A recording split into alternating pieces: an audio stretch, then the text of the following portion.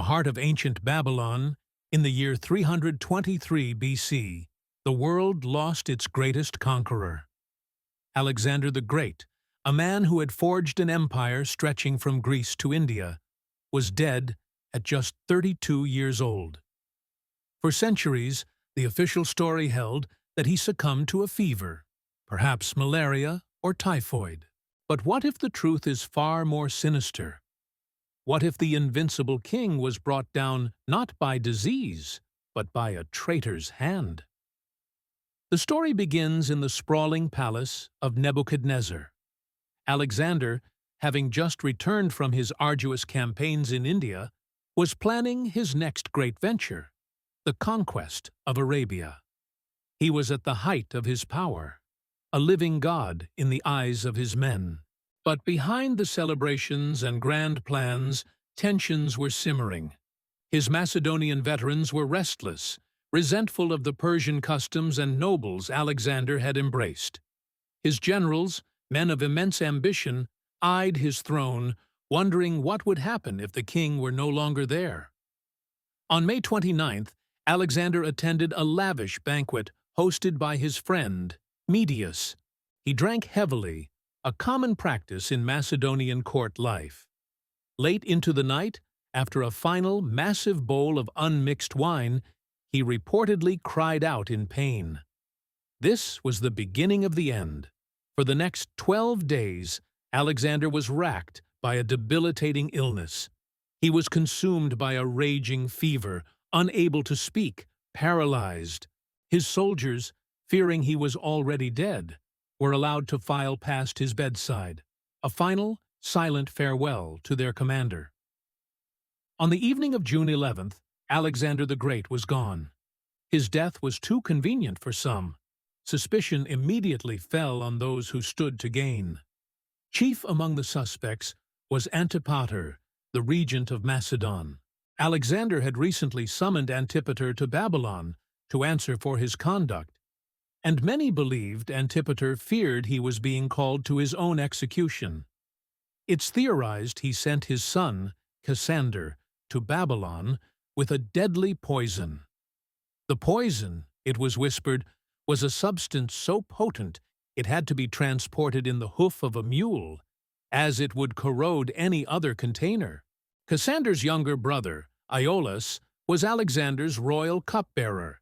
He had the means, the access, and a powerful motive to deliver the fatal dose.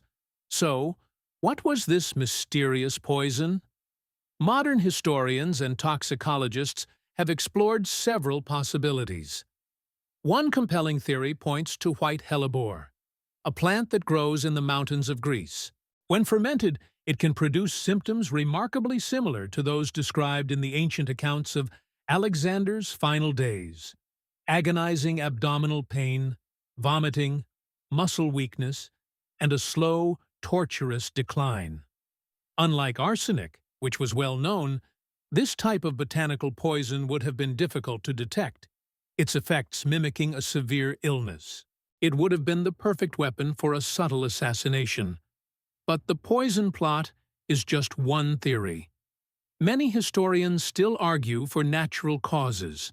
The swamps around Babylon were breeding grounds for deadly diseases. Malaria, carried by mosquitoes, was rampant.